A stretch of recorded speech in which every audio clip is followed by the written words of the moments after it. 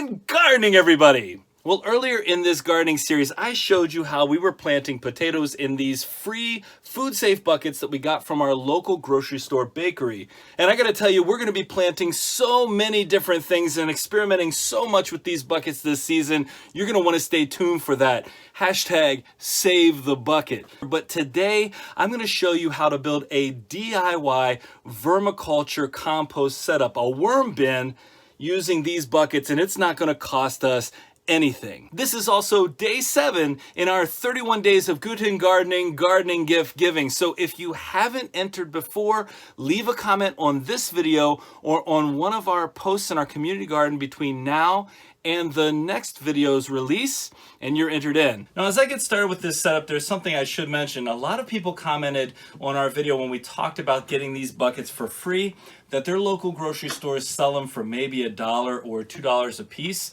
So to that, I would say that's not a terrible deal, especially when you consider the cost of actual garden containers, garden pots.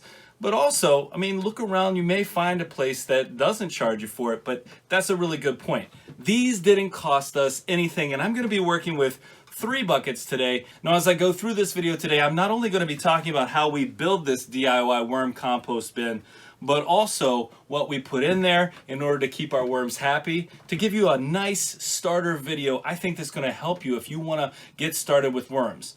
I'll say something else too. It's free to us because we already have red wigglers here. Now, if you don't already have some red wigglers, you've never grown with worms before, that might be an initial cost. We've found that the average price in this area for a pound, which is about 1,000 red wigglers, is about $30. But since we already have those, everything else we're building with today, no cost whatsoever. Now, I'm going to be working with 3 buckets today. I think that's an ideal starter setup here. We're really only going to need 2 at the outset, but the fact that these are going to be providing waste pretty quickly, pretty early on, a 3rd bucket there is going to be something you're going to need eventually, so it makes sense, I think, to get started with 3. For 2 of these buckets, we're going to be drilling holes in the bottom. I'll get to that in a second. So only one of our buckets, and that's our base bucket, isn't going to have holes drilled into the bottom. And the reason we're not doing that is because you know that the worms create this thing called worm leachate, which is the liquid that is going to settle down through this entire setup and come out the bottom. And we can collect this out of the bottom just simply by, once we have our 2nd tier in here, we can take this out. These will have the castings in it. We'll be able to take this out, and then we can use this leachate to go ahead and put into our garden. So that's one of the things. It's not the same as worm tea, so don't get that mixed up. Now, the rest of these 2, we're going to be putting some holes in the bottom. And I have a 3/16 inch bit. What I really want is the ability for the worms to crawl through these holes as needed, especially since they're going to be crawling upwards as they go through the system in search of food once each tier gets finished up. So I'm just going to do a nice little line across here. It may not be the neatest thing in the world, but I'm going to be putting a whole bunch of holes in here, and I'll show you what it looks like. I'm putting them about 1 inch apart, give or take. I'll show you what it looks like when I'm done. All right, there you go. That's the base of my bucket. I'm going to do the same thing to our 2nd tier here. All right, I got the holes in 2 out of 3 of my buckets. You know, we already have a DIY setup, but it's different than these buckets. One of the things I really like about the buckets here, you can see when I put this 2nd bucket inside the 1st, because of the edge right here, we have about 2.5 inches of space between the bottom of this bucket and the bucket beneath. In our other DIY setup that we have with these nice big plastic tubs, one of the things that we had to do was to put some bricks on the bottom, because when the tubs go into each other, they sit right on the surface of the tub below. This is nice because we've got about 2.5, maybe even 3 inches of space where the leachate, that liquid that the worms create as they're feeding, that can all fall down into there. So we don't have to worry so much about having really wet castings. When I tell you that this is like the easiest setup ever, I'm serious. I'm just going to go through now. I've got holes in the bottoms of both of these buckets, but since these are going to be on top of a bucket with no holes, these are the ones that I want to put some holes around the top so we can get airflow in. The whole process here is helped out by having some good airflow. And so for each of these, I'm going to go right along the top tier here, about 1 inch apart.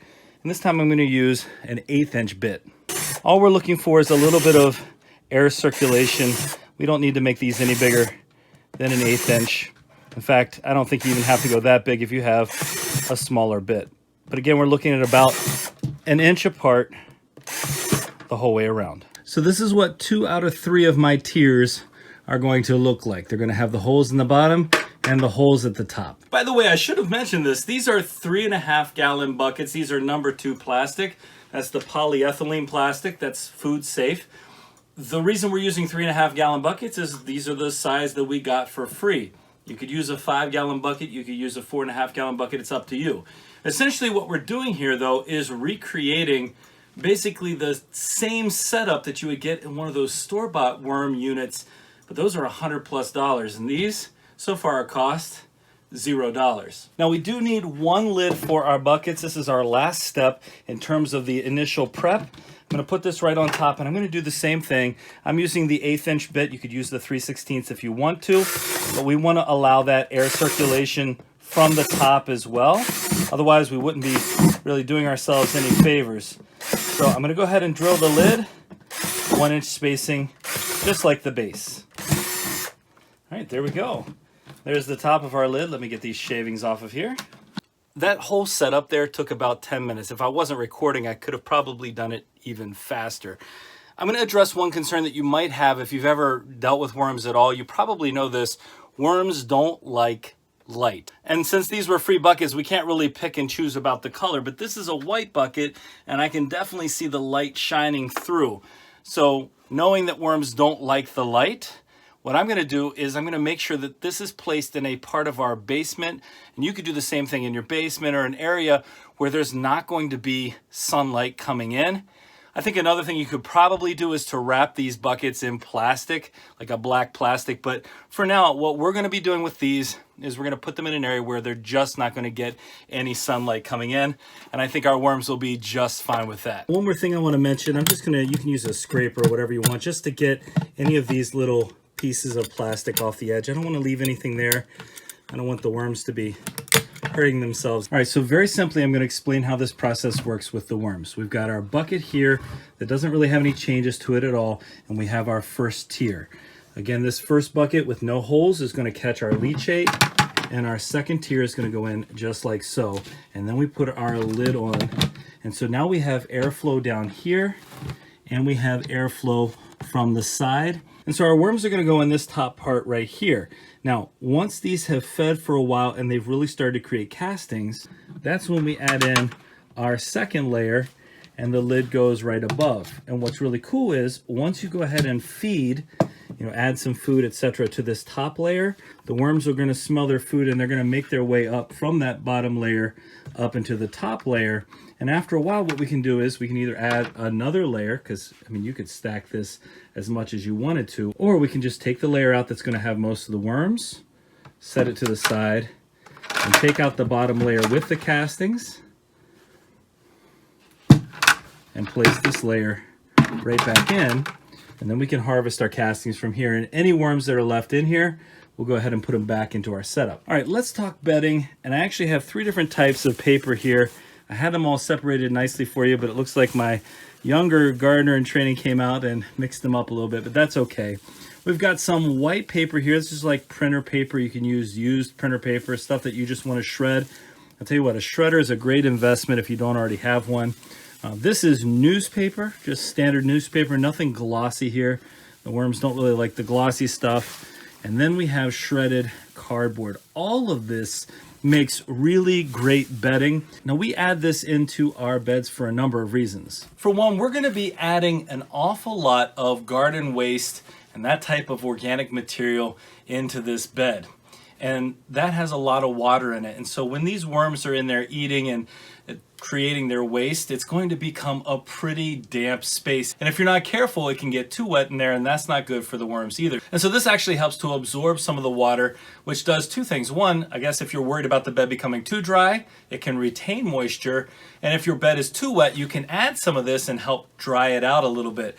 And on top of that, the worms love this stuff. And I know there's always conversation about, what are the worms actually feeding on in the bed? What I can say is we've been adding paper like this for the last 2 years, and our worms are very happy with it. So this is the base of our bedding. I'm actually just going to add a mixture of all three of those types of paper. I'm going to add about 4 or 5 inches of it here.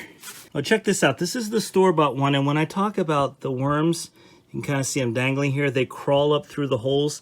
That's what I'm talking about. That's what we can expect from this bed. Now sand is something else I'm adding to this. We can use coffee grounds as well, but I want to provide some grit in here. And the reason we're adding this grit in here is because worms, much like chickens and quail, have gizzards. Basically, the grit helps them, along with the muscle in their gizzard, to break down their food. And so we're adding sand, but you can also definitely add spent coffee grounds. Those are not acidic. Those are basically pH neutral. Those help a lot. And then we have one other thing that we're getting as well as a free byproduct of our quail, and that's our quail eggshells. Now, you can do the same thing with chicken eggs or whatever kind of eggs you have.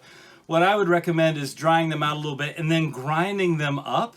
I mean, I can put these in here as is. I could even, break them apart a little bit like this and put them in, but it's just going to take the worms longer to deal with. So in my opinion, rather than doing what I'm doing right now, it's just I don't have any ground up, I would go through and put them in a grinder if you have a grinder, and add some of the eggs in as well. Again, no additional cost because this is a byproduct. It's either going to go here or out into our compost, into our garden. So let our worms enjoy them for sure. So now what we have is a nice bedding for them.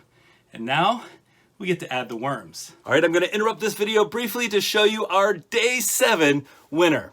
All right, folks, we have so many people entered into today's giveaway. One thing I want to ask of you, if you're located outside the US, just let us know what country you're from in your comment. Remember, you got to comment on today's video or one of the posts between now and the next video to be entered into giveaway number 8. And today's prize is this stainless steel weeding knife. Hey, I love this review that says this is their favorite tool in the gardening business. It's great for weeding and planting and is really durable. Check out this knife. This is going to be an amazing addition to your garden tool set. Doesn't that look like an awesome tool? All right, let's go ahead and see who the winner is for giveaway number 7. 7 out of 31. And our winner is Laura. Congratulations, Laura. Thank you so much for being a part of our community. Hey, leave a comment congratulating the winner, but remember, don't say her name. We want her to be surprised when she watches this video and sees that she's won. And Laura, leave us a comment on this video and we'll be in touch with you so we can get that prize out to you ASAP. All right, let's get back to our DIY vermiculture setup. All right, for a setup the size of this bucket, I could add a couple hundred worms, but I'm not going to buy any new worms. I've said this before, but these things reproduce so quickly. I think even if I add 50 or 100 worms in here, that's going to be plenty to get this system started. Take a look at these. Look at all the different aged worms in here. Got some fully mature ones, some little babies in there. I'm going to add this right into our bucket, just like so. Let them down easily. And now I'm going to add some more. By the way, if you're worried about the mold, the worms really dig that stuff. They love it. I'm actually going to put this in here as well. And I've got other food for them coming too. Oh my, look at all this. Look at all that worm life. Boy, they seek out the food for sure. All right, that right there between those two is probably about 40, maybe 50 worms. I'm going to add a few more, just like so. And here's what I'm feeding them today. I've got some apple peels left over from breakfast this morning. You notice they're not all that small. Realistically, you don't have to cut down the food for the worms. We like to cut it down though, typically, because it's easier for them to process through, or at least they process through it faster. That's been our experience. Now, I actually did have a little bit of cocoa cure I had forgotten about, so I'm adding a little bit of that as well. I don't really have to, but I'm adding that into the mix, into the bedding there. And then I want to show you something. This is going to be the end result here. These are our worm castings. These are worm castings that we harvested already. Now you see the little pieces of white in there. That's because we had actually added some potting mix into one of our old setups there, and so you get a little bit of that perlite in there. But this is harvested directly from our worm bin. That's called black gold. That is our end goal right there. Look at how rich this stuff looks. And it's so amazing because really it's all because of these little fellas right here doing that work, eating all of that waste. And again, there's so much, I wouldn't recommend adding any meats or be very limited with it. No fatty foods or anything like that. But, your garden waste, your leaves, tea bags, whatever you want to add there, any of that organic matter, these things are going to go to town and they're going to create an amazing product. And here's what it looks like once the lid's on it. Now, I'm not going to actually have to feed this all that often early on, so I'll check back on this in about a week just to see how things are going. And really, the way we've handled our worms for the most part is we open it up, we look and see if they need anything, and they'll tell you. They'll start crawling up to the top if they don't have enough food.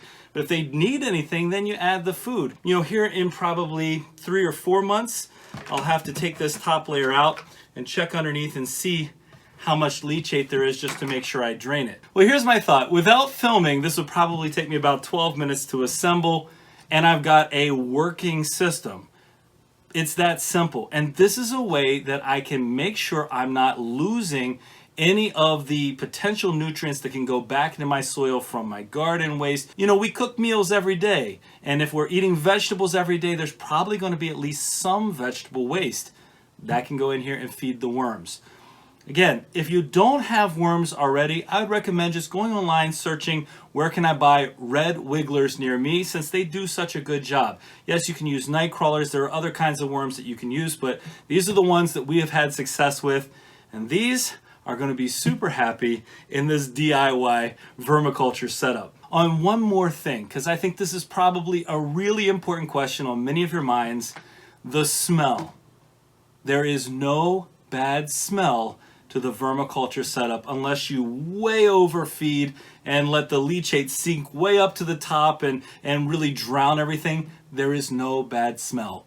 Actually, it's kind of amazing. It's one of those really nice earthy smells. So yes, you can have this indoors like we have all year long. That way you don't have to deal with temperature fluctuations like the cold zone 5 winter or the really hot summer.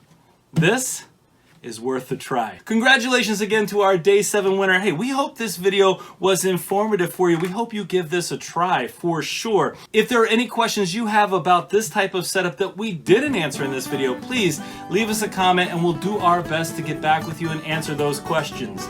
If you did enjoy today's video, don't forget to give us a like, leave us a comment, remember to share and subscribe, and most importantly, remember, when you're with us, you are good to grow.